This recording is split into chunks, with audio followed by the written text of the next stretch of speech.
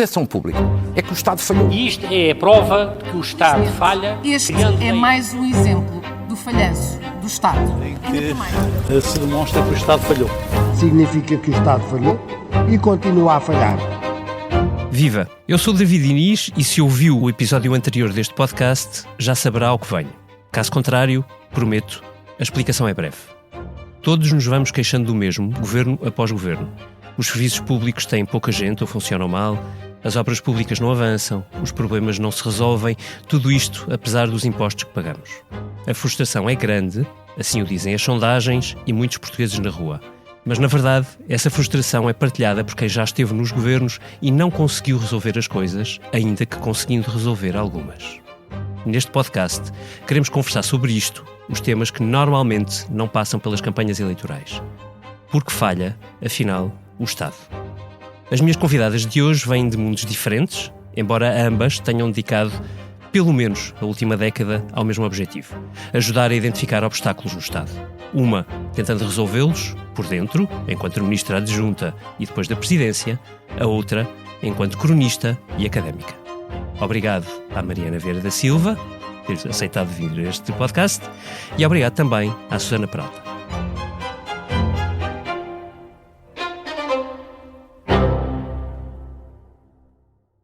Se gosta de ouvir podcasts, conheça a oferta que o Expresso tem para si. Da política à economia, ciência e cultura, passando pelo desporto. Entrevistas marcantes, análises e perspectivas que fazem a diferença. Ouça em expresso.pt e nas principais plataformas de podcast. Expresso. Liberdade para pensar. Mariana, começo por ti. Tu estiveste em posição mais discreta num gabinete, salvo erro, do governo de António Guterres. Julgo não estar errado. De José Sócrates. E reentraste no governo, ou nos governos, um pouco mais tarde, já como braço direito de um primeiro-ministro, António Costa. O que é que te surpreendeu mais quando regressaste? Muito obrigada pelo convite. Olá, Susana.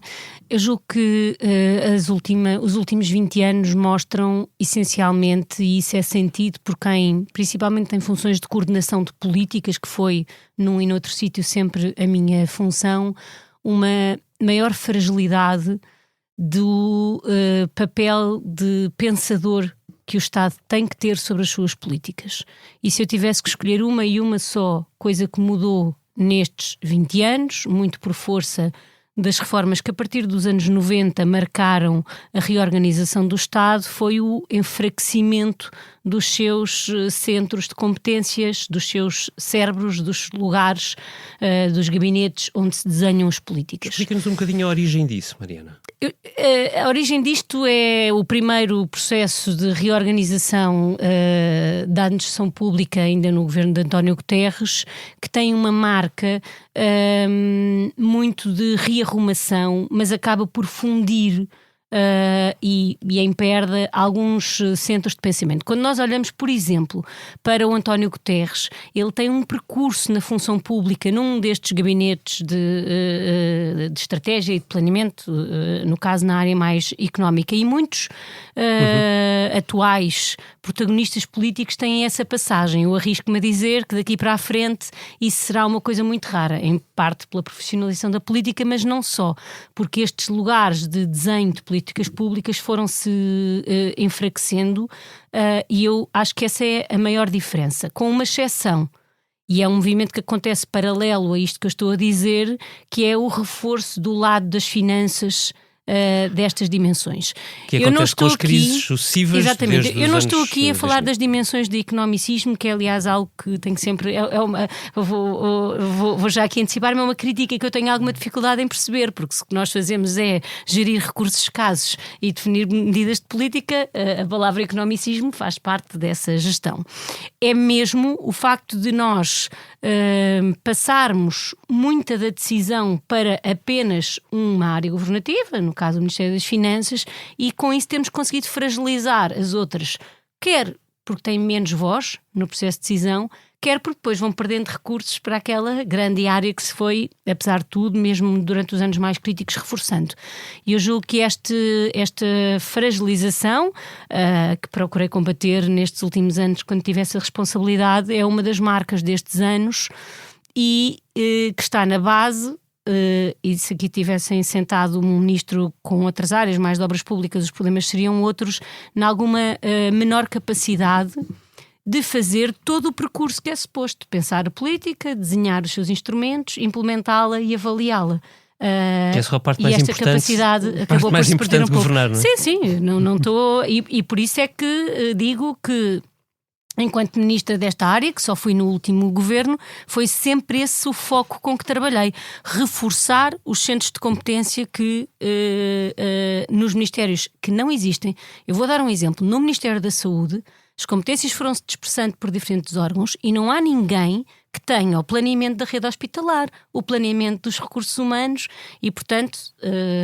Daí a direção executiva, mas provavelmente, a direção também. executiva, Daí, não é? por um lado, a direção executiva, mas por outro, no Centro de Competências de Planeamento de Políticas Públicas que lançámos, o Planap, também montámos núcleos para, por exemplo, estudar o tema da dispersão de recursos humanos e da falta em algumas regiões, que foi agora noticiado nos últimos tempos. Interessante.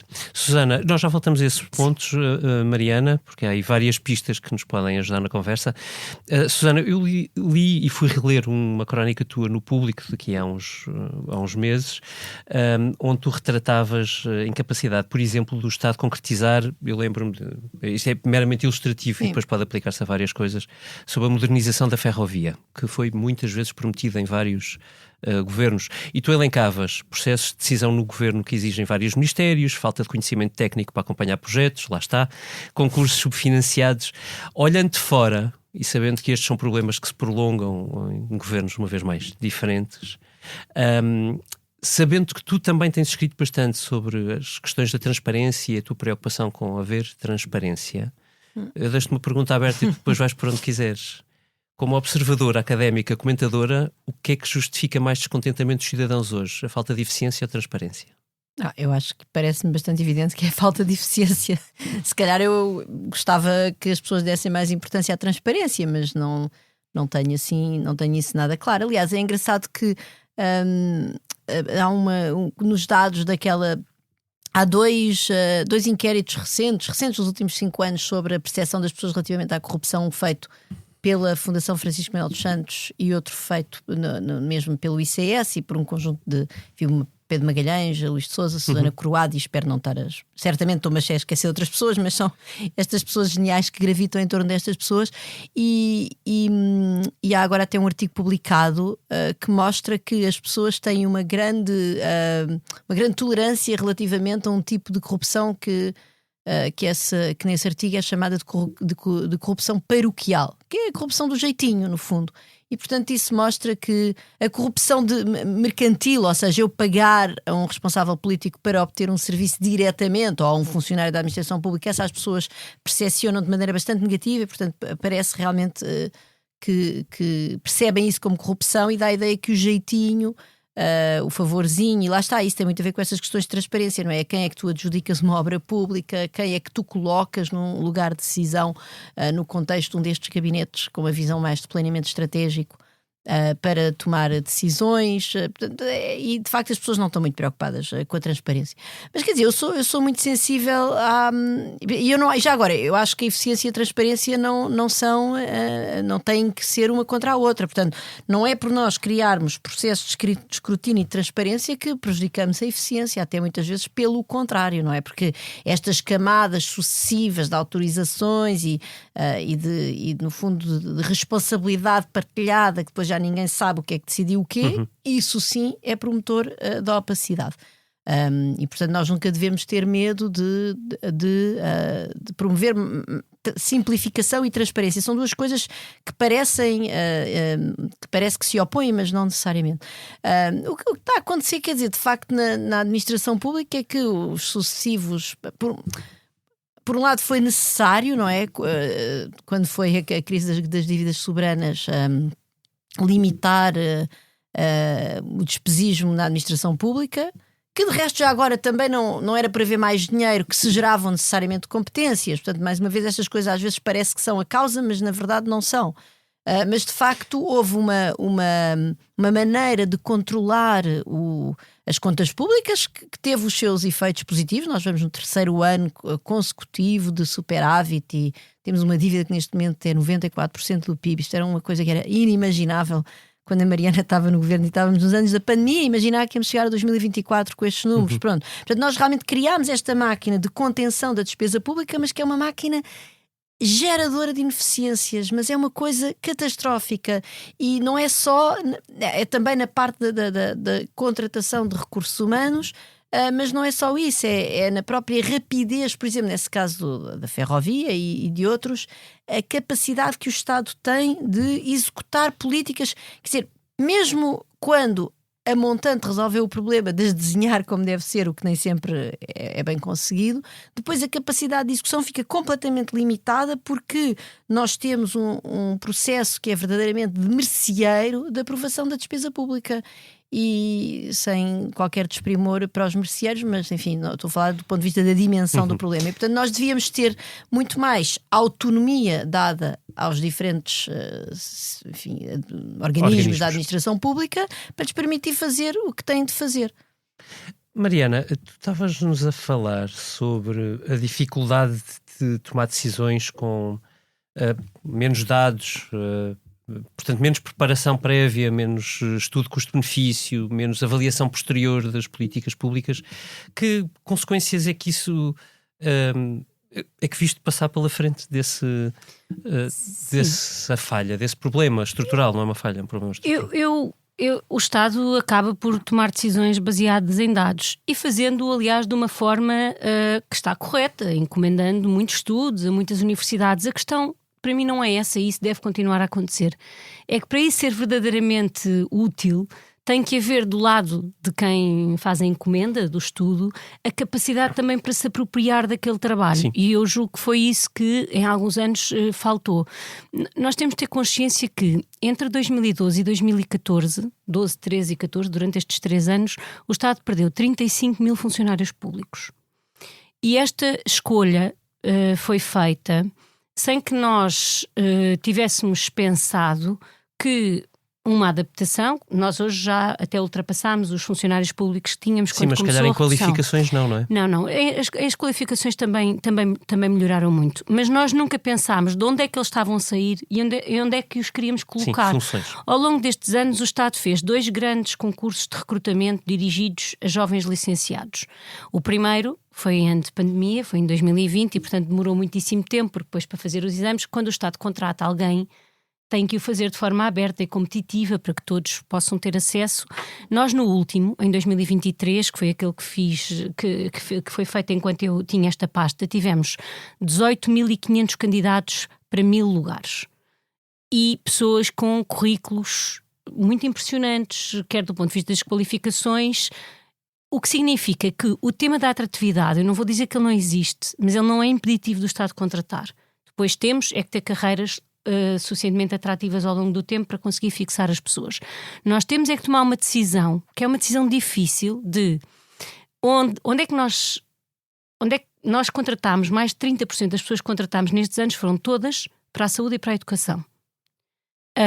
E é preciso tomar uma decisão, que é preciso ter um ritmo permanente de contratação, que é para os serviços técnicos, que nunca ninguém vai haver uma notícia no jornal a dizer que um serviço técnico, qualquer que ele seja, a Direção-Geral do Orçamento, precisa de pessoas.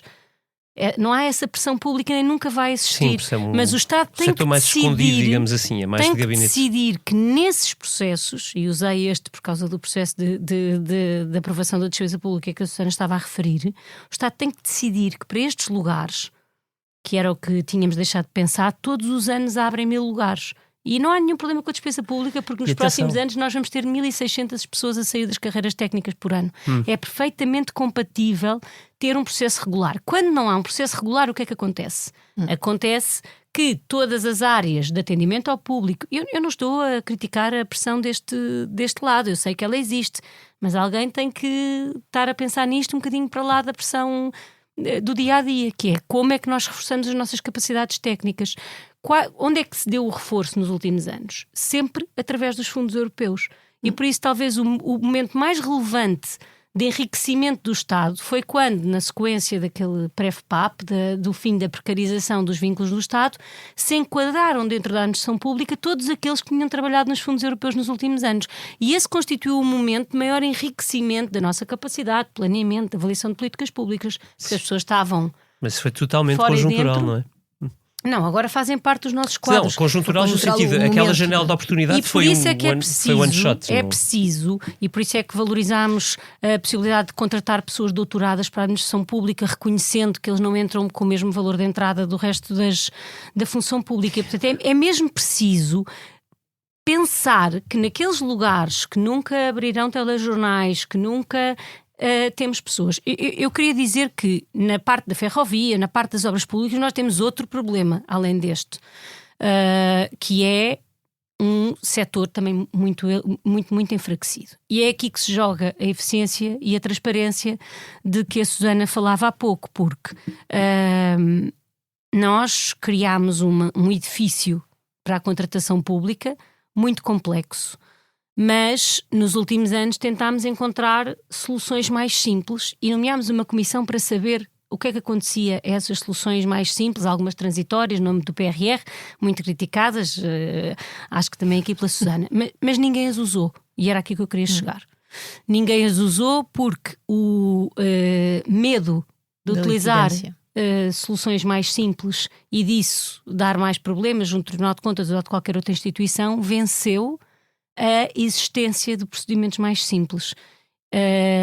E nós precisamos também de olhar para a forma como, mesmo quando se desenham soluções que são mais simples, mas não deixam de ser totalmente transparentes, acho que isso é reconhecido por todos, elas não são escolhidas. E aí, na contratação pública, em particular de obras públicas, a forma como tudo acaba em tribunal sistematicamente tem-se transformado, não é um caso único português, só aqui para levantarmos um bocadinho aquela nossa tendência para achar que só neste país.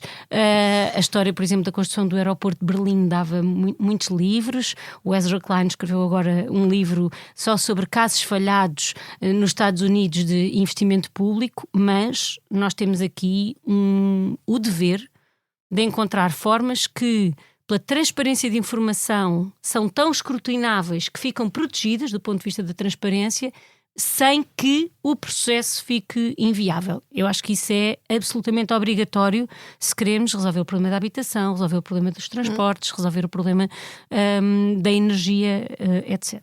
Susana. Mesmo os estudos que são encomendados à academia e depois a escritórios de advogados e depois a consultoras várias, enfim, muitas delas... muitas vezes nós nem conhecemos muito bem, cuja reputação é...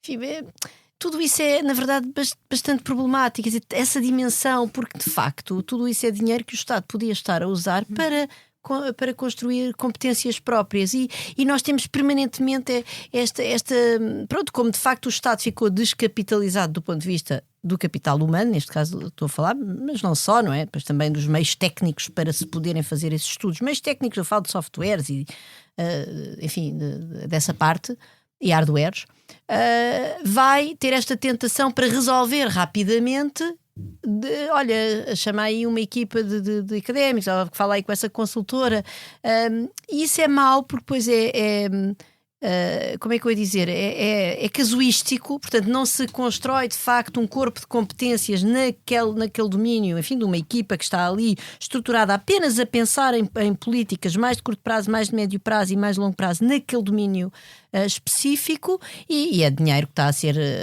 mandado, enfim, muitas vezes não, quer dizer, não é mandado fora, porque de facto o trabalho aparece. Portanto, isto não é nenhuma crítica a esse tipo de trabalhos, mas é dinheiro que podia estar a ser usado dentro da administração pública para criar este círculo virtuoso de competências e criar uma memória. Isso é super importante, não é? Se não estás sempre ali a ir buscar um farrapo de cada vez. Portanto, isso é um problema. Pronto. E já agora, que também se reflete nas famosas estruturas de missão, não é? Porque o Estado está sempre a criar estruturas de missão. É pela mesma razão. Grupos de trabalho, estruturas de missão. Não dizia, não é? porque de facto, quer dizer, essa estrutura de missão Eu devia gosto fazer... particularmente dos grupos de trabalho, porque às tantas vão-se acumulando e dá para fazer trabalhos interessantes. sobre os grupos de trabalho. Com as dezenas e dezenas de grupos de trabalho que existem em cada Pronto. ministério. E depois alguns, eu já trabalhei, já tive em vários grupos de trabalho, nunca ganhei nada com isso, portanto, enfim, muitos deles são pro bono, que também não é bom, quer dizer, não é bom do ponto de vista depois dos incentivos e do tempo que a pessoa dedica àquilo. Portanto, tudo isto realmente está tudo muito inquinado, verdadeiramente.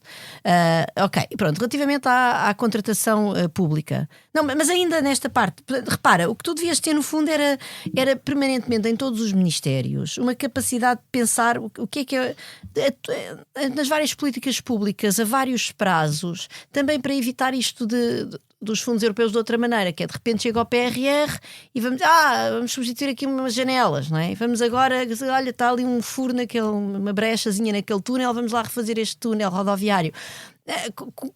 Repara, nós temos tribunais vetustos, nós temos escolas com problemas de amianto, quer dizer, nós temos vários problemas e tudo isso devia haver um desenho de, olha, isto são as prioridades e o dinheiro, e depois, mesmo que ele não viesse do Orçamento de Estado, que era de onde ele devia vir, e quando viesse dos fundos europeus, então nós dizíamos, bom, este ano poupamos o Orçamento de Estado, era perfeitamente transparente e escrutinável. Este ano nós não vamos executar isto e aquilo, porque não há dinheiro no Orçamento de Estado, enfim, mas havia, quer dizer, que nós conseguíssemos ter essa perspectiva de médio e longo prazo no desenho das políticas públicas, designadamente de investimento público, que todo não temos. Pronto, isso é desastroso. Bom, a contratação pública. A contratação pública é um custo, ou seja, as regras da contratação pública são regras que foram, enfim, criadas para obviar a um problema que é um problema de, às vezes, haver pessoas mal intencionadas a desenhar, enfim, a gastar o dinheiro público. E portanto, todas essas regras que nós criamos em economia para obviar esses problemas têm custos, e de facto a contratação pública tem custos de morosidade, de grande e que também muitas vezes, repara, é necessário afetar recursos muito qualificados para conseguirem desenhar os processos de contratação pública, e isso é muito... Isso cria, imagino eu, também um problema de falta de incentivos, ou seja, pergunto eu, agora em específico à Mariana, que teve com esse último concurso que tu falaste, Mariana, de quadros técnicos que foi lançado, salvo erro, em outubro de 2023. Salvo erro, a previsão de fecho desse concurso, que também era para muita gente, é verdade, era quase um ano, não é? Ou seja, o que é um trimestre. absoluto recorde. Qualquer Qualquer certo. Serviço que tente fazer um processo de recrutamento individual... Privado, certo. Nenhum privado demora 9 meses, vamos fazer isto por é verdade, por defeito, mas há coisas há coisas de que acho que não devemos abdicar, e o princípio de que o Estado contrata de forma completamente aberta, identificando as áreas de formação de que precisa, fazendo testes para ordenar as pessoas por ordem, eu acho que é um custo que é para pagar. E qual é a questão? É que se, tal como tinha sido pensado, todos os meses de outubro abrisse as gerações todas de jovens sabiam que em outubro, que é como, por exemplo, funciona na Comissão Europeia, abria o concurso e podiam organizar o seu processo, o seu fim de curso, o que fosse, a sua vida, em função daquele 9 meses outubro.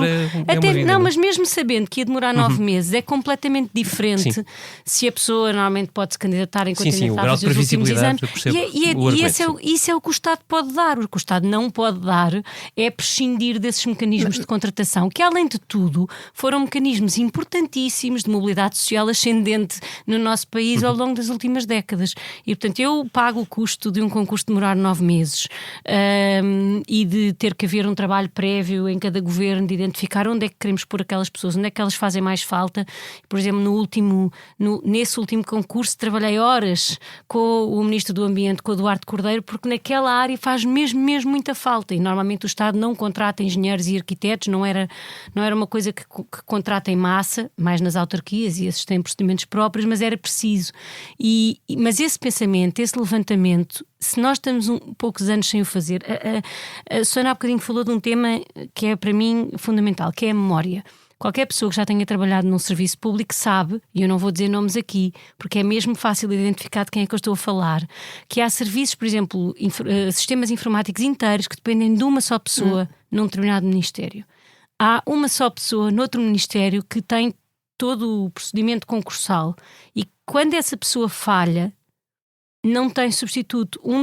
Uma das preocupações que tivemos nestes concursos foi sempre de procurar consolidar equipas à volta dessas pessoas, porque o conhecimento que aquela pessoa tem, ninguém, nem no setor privado, nem na melhor consultora, nem no melhor escritório de advogados tem. Isso é Ninguém uma mais imagem tem. de uma fragilidade Certo, gigantesca. e eu não é? acho que ela agora já não é tão verdadeira assim, mas isto para dizer que o Estado tem que olhar para todos os seus funcionários de uma forma, para todos os seus trabalhadores, para todos os funcionários públicos, procurando planear onde é que vão faltar pessoas e não estar permanentemente. E eu sei, enfim, os custos políticos desta minha visão provavelmente já terão sido pagos, porque é muito fácil todas as famílias pressionarem para termos assistentes operacionais nas escolas.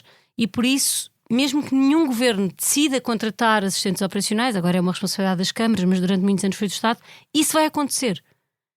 Aqui, daquilo que nós estamos a falar, ninguém vai pressionar, a não ser que os próprios ministros comecem a fazer esses levantamentos e que se crie, no âmbito dos governos, a nível central, uma capacidade de pensar que funções é que vão ser necessárias. E para isto é preciso pensar à frente.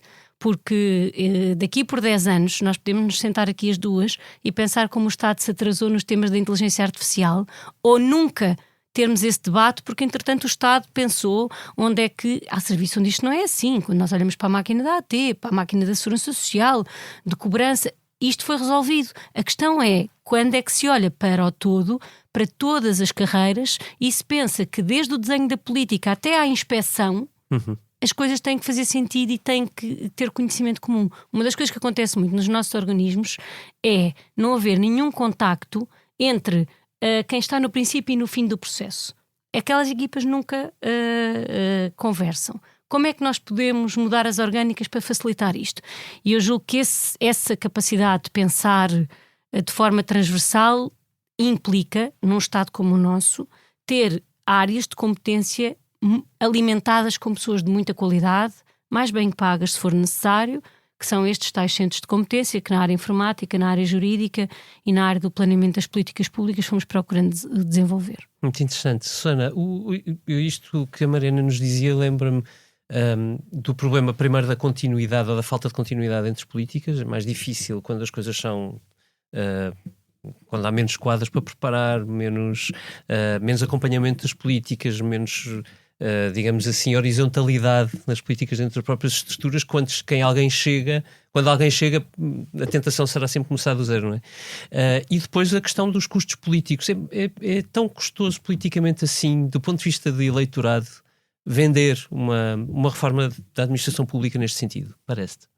Quer dizer, eu acho que há este problema que a Mariana já aludiu, que é de facto as pessoas não têm necessariamente a ideia da complexidade das decisões. Não, mas sentem as fragilidades, por isso é que eu pergunto. Mas se calhar elas de facto veem, eu nunca tinha pensado nisto e estou fascinada, aliás, com esta perspectiva, que é de facto as pessoas se calhar pensam que quando vão ao serviço de finanças ou quando vão ao hospital, enfim, hospitais é um mau exemplo porque está realmente a correr bastante mal, mas não, mas há outras repartições, sim, mas que apenas veem o momento do atendimento e não percebem que a montante há um desenho que não é conducente à eficiência naquele momento do atendimento. E depois, obviamente, há imensos interesses instalados, ou seja, também não vale a pena agora negarmos que a máquina da administração pública em diferentes setores tem muito poder para não deixar mudar as coisas, porque há pequenos poderes que as pessoas querem manter e que não tem que ser necessariamente um poder que usam para extrair vantagens económicas, não é? Pode ser o poder pela voragem do poder, porque há interesses instalados em setores como a educação e a saúde, onde há corporações que têm um poder enorme e depois representam também muitos eleitores. E, portanto, eu acho que é de facto muito difícil reformar estas coisas. Agora, não pode ser impossível e tem que começar com a capacitação dentro da administração pública de criar vou dizer uma coisa que se calhar parece um bocado, não é assim muito popular, mas digamos uma elite de funcionários públicos bem pagos, competentes, com salários competitivos relativamente ao privado e que no fundo isso também dê ali um certo empoderamento para começar a mostrar as coisas de outra maneira. Se calhar o melhor exemplo que temos disso foi a enorme transformação da AT, não é? Houve enfim, houve um salário decidido pela Manuela Ferreira Leite, que ela explicou e bem que era um salário muito bem pago, mas que ia servir para recolher mais receita fiscal. Essa é a origem, mas depois, durante o período da Troika, houve também um reforço significativo. Houve um reforço significativo da maneira... Enfim, havia urgência em recolher divisão, receitas, sim. portanto... Pronto, mas de facto isso... E depois, uma vez que está instalado, enfim, ainda tem os seus problemas, atenção, eu podia dizer alguns, mas seja como for, quer dizer, se calhar é mesmo preciso isso, não é preciso, e não pode ser, o problema disto é quando as mudanças são muito marginais, muito pequeninas, que as pessoas não veem, e portanto provavelmente o que é preciso é de cada vez fazer uma grande revolução. Não sei agora como é que isso se faz. É preciso fazer uma grande revolução, Mariana. Bem, eu não queria passar aqui uma imagem de total incapacidade. Acho que nós, ao longo dos últimos anos, conseguimos fazer muitas transformações no nosso país, e elas foram feitas sempre com a administração pública no centro. Deixa-me tornar isso um bocadinho mais complexo. É que nós estamos em 2025, a inteligência artificial está numa espécie de revolução aceleradíssima, estamos perante desafios existenciais como alterações climáticas em cima, enfim, podíamos multiplicar fatores até muito mais conjunturais, não sabemos, tipo tarifas, etc. E quer dizer, até que ponto é que num momento destes o Estado pode... ir só construindo pecinha a pecinha.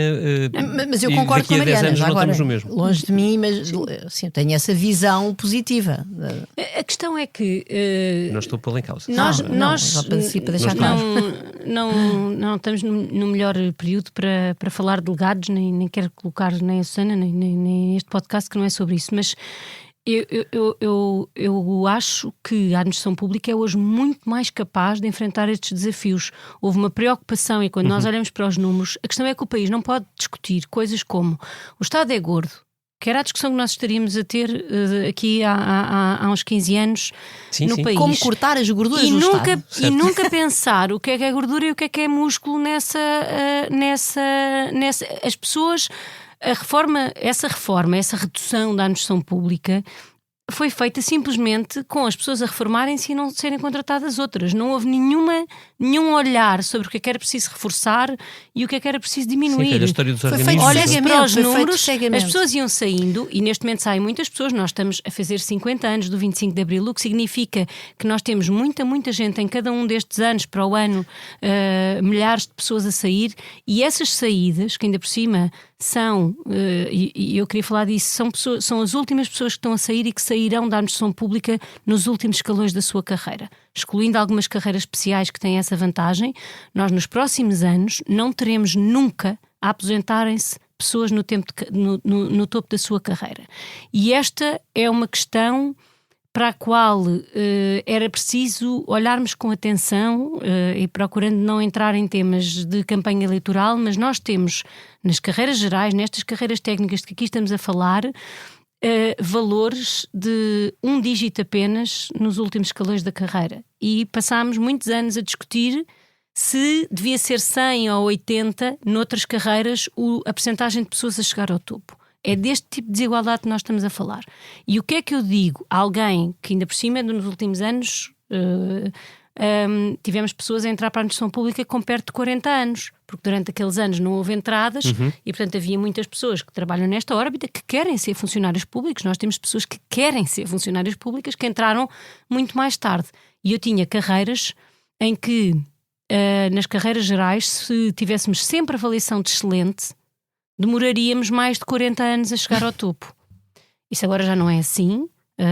Foi uma das últimas mudanças e portanto, alguém que tenha sempre muito bom e excelente chegará ao topo da sua carreira ao fim de 20 e qualquer coisa, 30 anos. Ainda é longo e provavelmente nós temos de trabalhar em mecanismos de aceleração. Isto é o normal e depois poder haver mecanismos de aceleração, mas o normal passou a ser realista. Quando o normal era, os sindicatos diziam muito que era preciso 100 anos para chegar ao topo da carreira, que era se estivéssemos sempre regular, nós não estamos a dar nenhum horizonte de futuro. E portanto nenhum incentivo de entrada sequer. pode funcionar sem esses Mas, incentivos. Mariana, tu há pouco falavas do número, da quantidade de pessoas que entraram na administração pública nos últimos anos. E também estas transformações. Mas quase todas entraram, disseste tu, Eu disse 30%, na saúde. apesar de tudo, 30% é 30%. Muitas. 30%. Sim. A questão é se Não, acho que face à fragilidade dos outros acho que os últimos anos, e a importância tanto deles. pelas contratações que foram feitas, como por esta reorganização que foi iniciada no governo anterior, não vou entrar nas divergências, tenho algumas com as atualizações que foram feitas, mas todas elas vão no sentido de reforçar o centro do governo, aquilo que se chama o centro do governo, os competências do centro serviços político, de digamos coordenação das políticas. E eu acho que esse caminho existe, está feito, e nós temos hoje,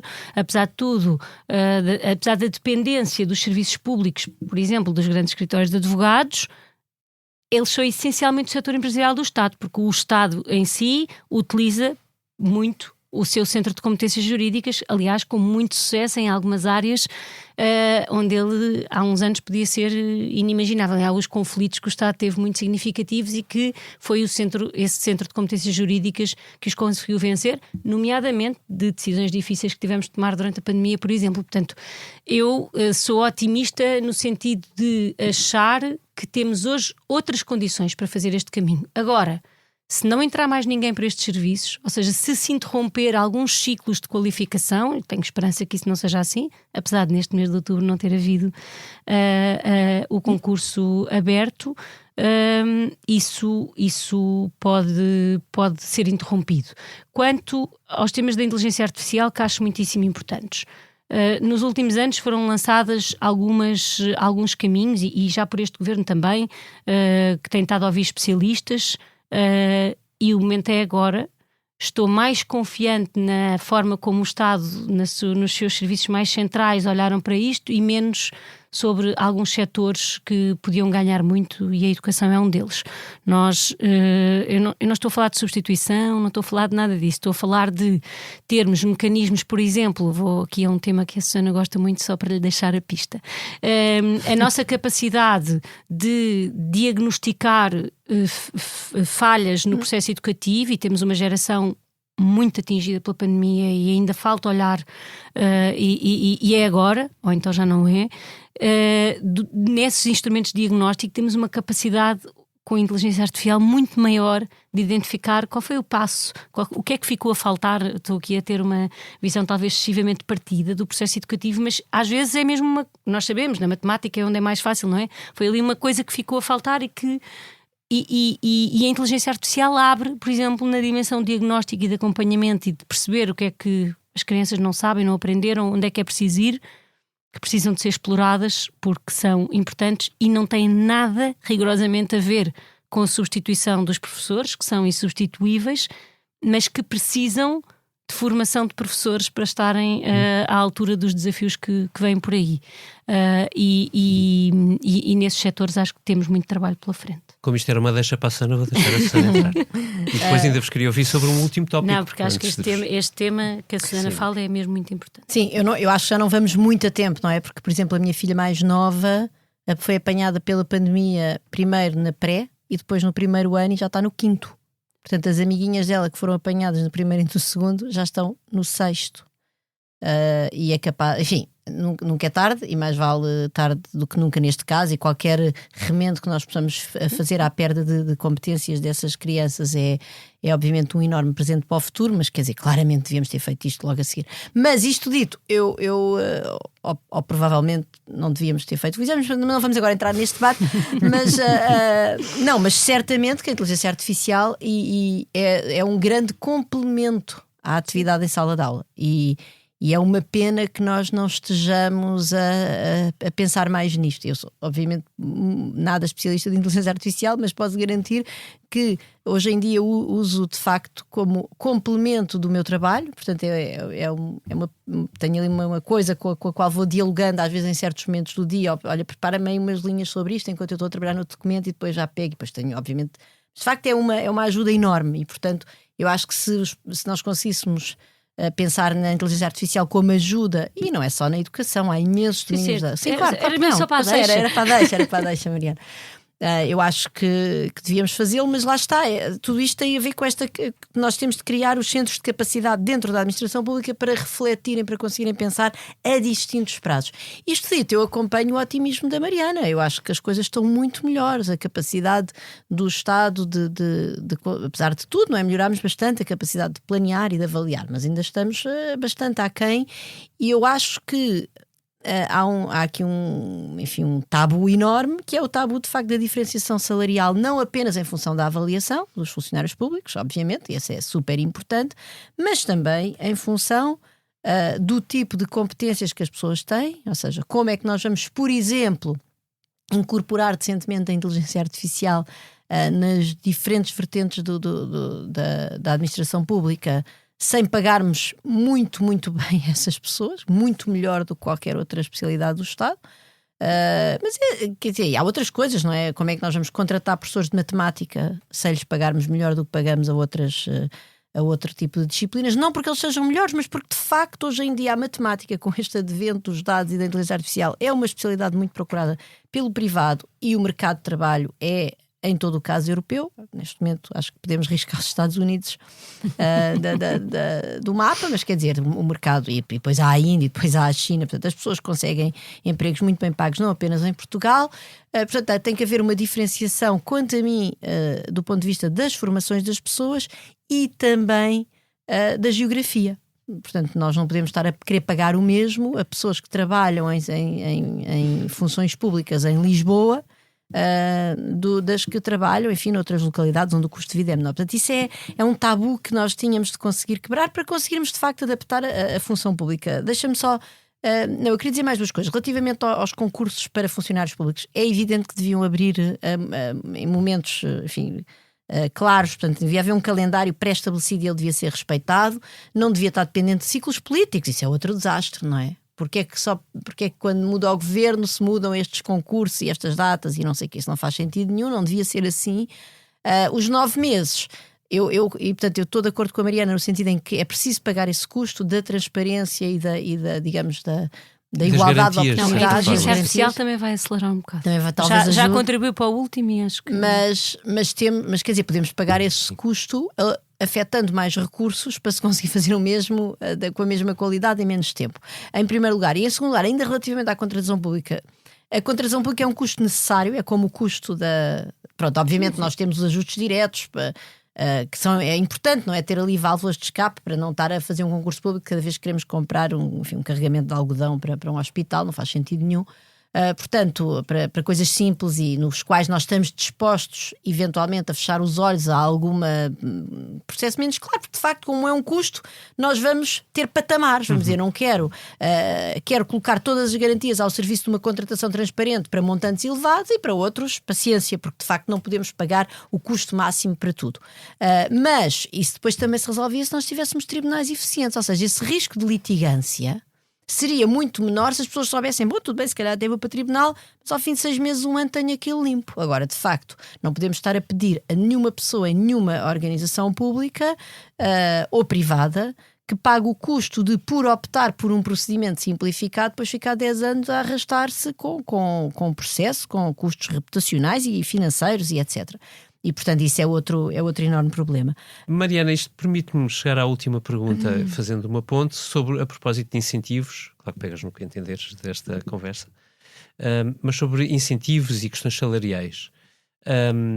Até que ponto é que isso precisa de ser tudo reequacionado? Nós estamos a falar de profissões muito diferentes, quer dizer, vemos isso no setor privado, é impossível contratar pessoas que percebam, quer de inteligência artificial, quer de programação, simplesmente programação, a preços como o Estado pode pagar hoje, isso é evidente, e já agora aproveito para ir recuperar um tópico do primeiro podcast desta série, onde o Miguel Poiares Maduro dizia que sentia que hoje havia uma partidarização de alguns setores da administração pública maior. Eu pergunto-te se sentes o mesmo e se achas que isto pode ser um fator.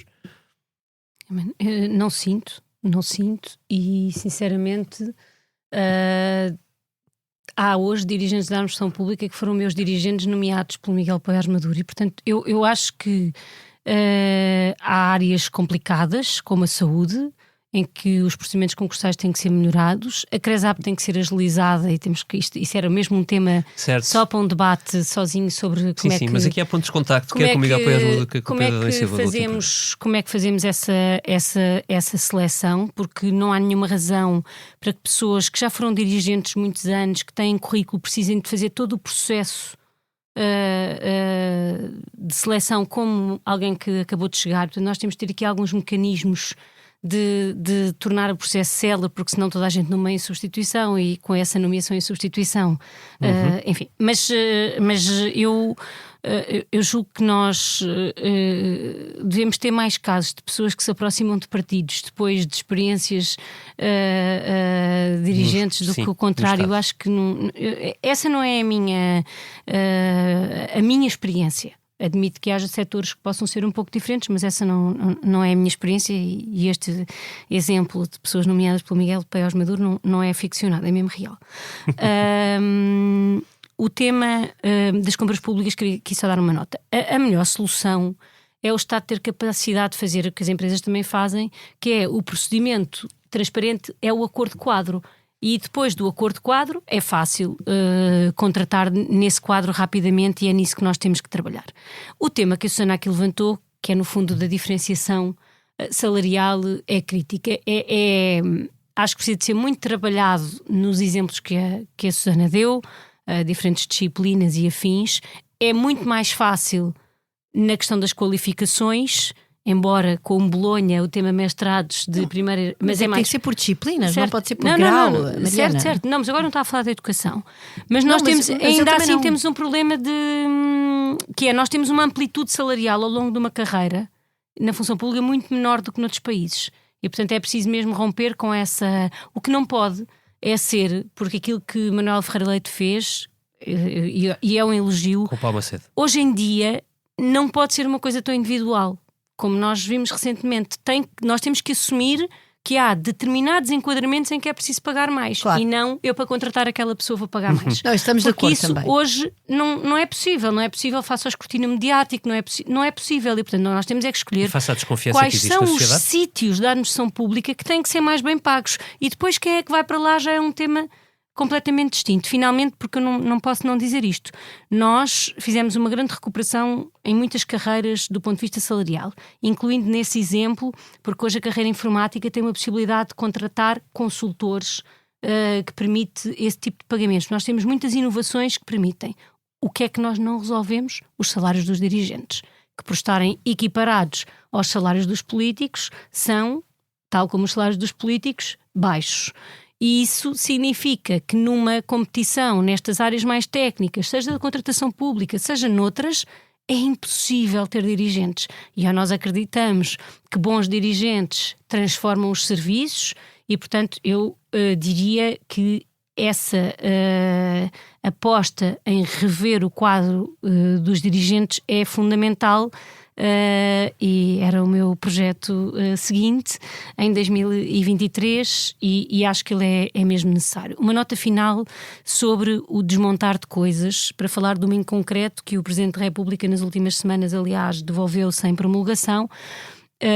Durante muitos anos existiu o INA, um projeto, creio que na altura do Correio de Campos, que tinha Instituto Nacional da Administração, que tinha um impacto na formação da função pública. Ele foi destruído.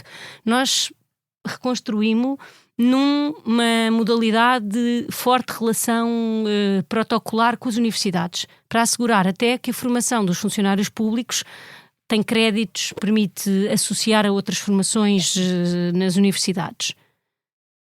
Neste decreto-lei, que eu não conheço porque ele não foi promulgado, essa autonomia do INA era desfeita. Há sítios onde nós não podemos continuar a fazer e desfazer a este ritmo, porque o tempo que levou a formar, a reconstruir o INA e a necessidade, todas estas necessidades que nós temos, porque é diferente eu desenhar um plano de formação em inteligência artificial para a administração pública com as melhores universidades que o país tem, e até internacionais em alguns casos, ou desenhá-lo internamente.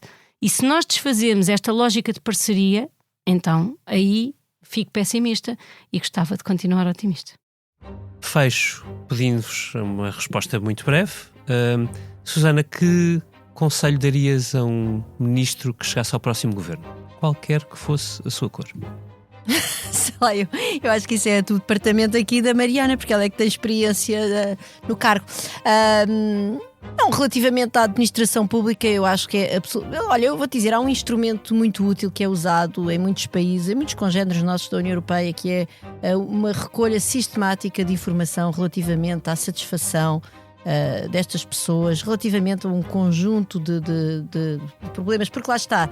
A motivação e a atração, a atratividade não é apenas salarial, desse ponto de vista estamos de acordo, embora nos cargos de topo seja obviamente salarial, dos ambientes de trabalho, muitas vezes até dos próprios ambientes físicos de trabalho, e perceber um bocadinho quais é que são as alavancas aí que é preciso mudar e ter uma caracterização geracional, no fundo certas gerações, pessoas de diferentes géneros podem ter, ou diferentes níveis de educação, podem ter diferentes preocupações, e isso é um instrumento de aferição absolutamente essencial, que eu julgo que foi feito em Portugal um par de vezes, mas de maneira, como sempre, assim, casuística, descontinuada, e portanto eu começaria por aí, e depois obviamente é preciso diferenciar carreiras. E eu, quando estava a falar de disciplinas, não eram as disciplinas dos professores, eram as disciplinas de formação das pessoas, e eu estou completamente de acordo que o que nós temos de fazer é dizer, este lugar precisa de competências que valem isto, e depois abre-se obviamente um concurso aberto, não é dizer eu quero cá este senhor e agora vou aqui arranjar uma maningância para lhe pagar mais. Mariana? Eu acho que o meu principal conselho, independentemente de quem for, é o de procurar não perder tudo. A tendência para começar de novo, em vez de pegar nos trabalhos em todos os sítios, se nós perguntarmos primeiro, então em que é que vocês têm estado a trabalhar, em todos os serviços, acreditem que vem informação, vem trabalho feito, e se nós tivermos sempre, e aí é mesmo preciso garantir, independentemente do julgamento sobre esta aceleração de ciclos políticos curtos, é preciso garantir que o que está a ser feito não é interrompido, não há nenhumas divergências de fundo quanto à organização do Estado tão significativas assim que justifiquem que permanentemente se ponha em causa, como foi o Pedro Adão e Silva que cá esteve da última vez. Vou usar um exemplo dele, por exemplo, a reforma que se fez de reorganização dos museus não precisa de ser posta em causa antes de ser avaliada, ou a da saúde, e portanto esse espírito de continuidade e melhoria talvez seja um pouco contraditório com a revolução que pedias há pouco, mas julgo que é o que mais faz falta. Susana Peralta, Mariana Ferreira da Silva, foi um prazer estar convosco. Obrigado por terem vindo até nós. Um abraço também ao João Martins e ao Tiago Pereira Santos e à Joana Beleza, entre toda uma equipa que sempre ajuda a fazer este Porque Falha ao Estado. Até ao próximo episódio.